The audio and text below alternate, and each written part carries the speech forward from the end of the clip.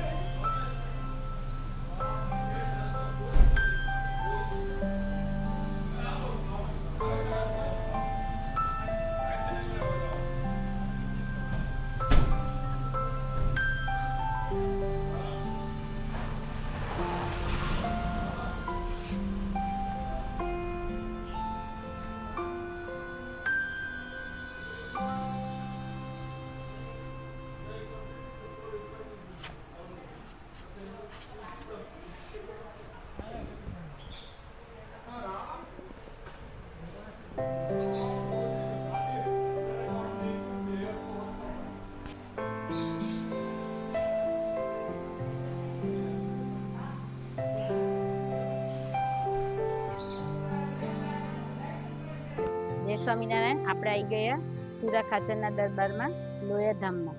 હવે આપણે દર્શન બધા કરશું। એમાં આ બાજુ આ જે મંદિર છે એ જગ્યા સંતો ઉતરતા અને રહેતા એ પ્રસાદીની જગ્યા છે, ત્યાં પણ મહારાજના આપણે દર્શન કરશું। આ બાજુ આપણે છત્રી છે પ્રસાદીની, ત્યાં મહારાજ અહીંયા અવારનવાર બેસતા, એની છત્રી છે।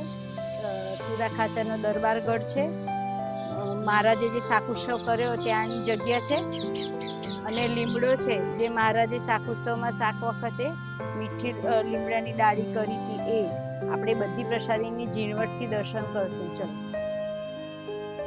અને ધર્મપુરનો મેળા પહેલી વખત અહીંયા થયેલો, એ પણ પ્રસાદીની જગ્યા છે, આપણે દર્શન કરશું। આ પ્રસાદીની છત્રી છે, શ્રીજી મહારાજ અનેકવાર બિરાજમાન થયેલા છે, એ આ જગ્યા છે, આપણે દર્શન કરશું।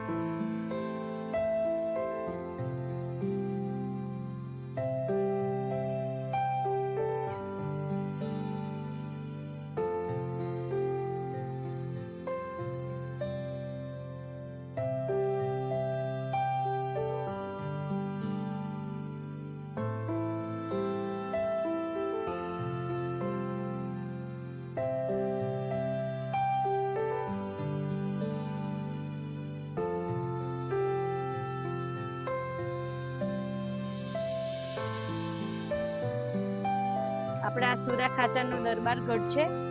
અહીંયા આપણે ઓરડામાં રાધાકૃષ્ણ દેવ મહારાજ જ્યારે મૂડી રાધાકૃષ્ણ દેવ પધરાયા છે એ અહીંયા પહેલા મહારાજ અહીંયા પધરાયેલા હતા અને અહીંયા મૂર્તિ રાખેલી હતી.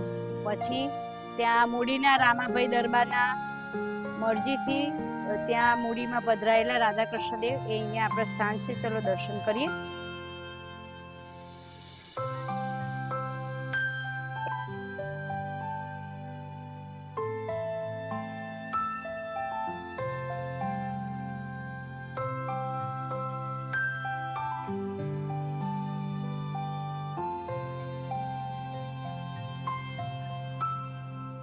રાધાકૃષ્ણની મૂર્તિ અહીંયા મહારાજે મૂકેલી હતી. આ જગ્યા છે પ્રસાદીની દરબાર ગઢ છે. પ્રસાદીનો પટારો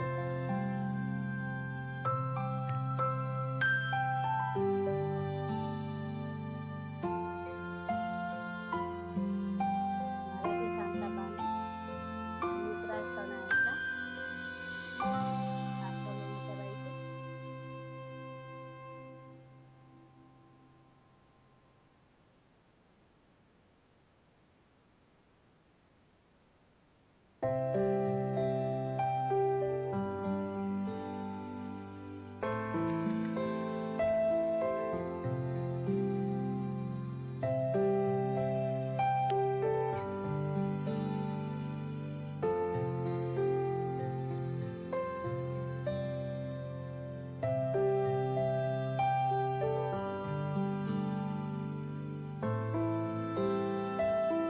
પ્રસાદીનો પટારો છે.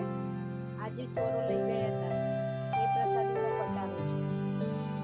જે પછી એના પૈકીથી મહારાજે શાસન શરૂ કર્યો એ આ પટારો છે પ્રસાદીનો.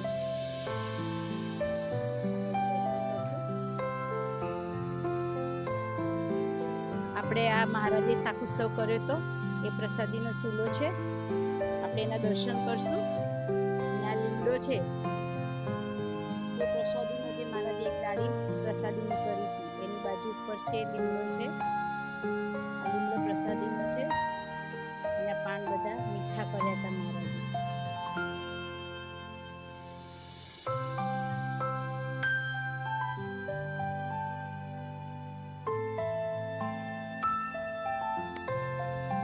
ચૂલો જ્યાં મહારાજે શાકુત્સવ કર્યો.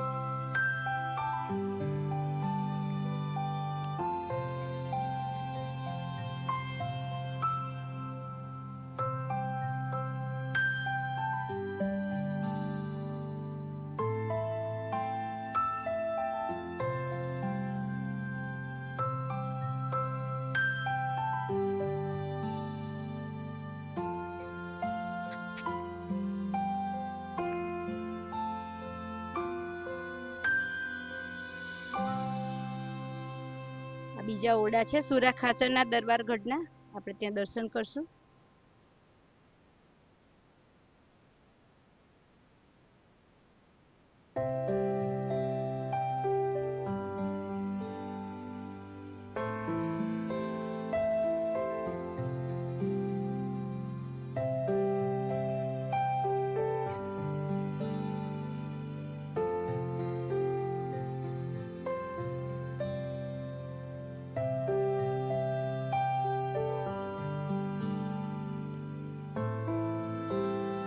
મહારાજે અહીંયા રંગોત્સવ પણ કર્યો હતો અને એનો રંગ આખા દરબારગઢના નળિયા ઉપર પડેલો.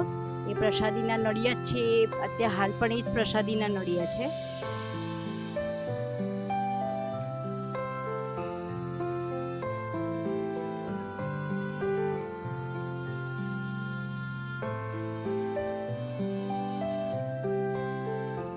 જય સ્વામિનારાયણ. આપણા પ્રસાદીની થાંભલી છે જે મહારાજ ટીકો દઈને બેસતા અને દાંતણ છે આ પ્રસાદીનું. આ મઢેલું છે. ગામમાં હરિભક્તના ઘરે છે.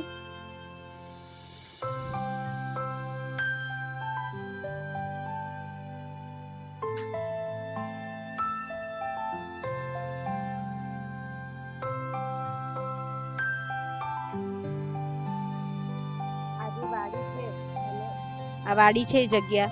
અહીંયા પાછળ જ ધર્મકુળનો મેળાપ થયેલું એક ઘર છે. અને આ પ્રસાદીની એ જ જગ્યા છે. એ જગ્યા પાછળ છે, આપણે ત્યાં દર્શન કરશું. સ્વામિનારાયણ ભગવાન અહીંથી જયારે ભુજમાં ગયા હતા ત્યારે ભગવાને ત્યાંથી પત્ર મોકલ્યો હતો ને ત્યારે દરબારો ગયા હતા અહીંથી ઘોડીઓ.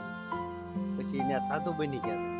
પછી ભગવાન કે સાધુ ન બનાય, પછી ભેટ આપી તરવાયેલું ઘીરે મેકલું દીધું. હા, 7 પેઢી થઈ અમારી, 250 વર્ષ ત્યાં સ્વામિનારાયણ ભગવાન. આ પ્રસાદીની ચાવી છે.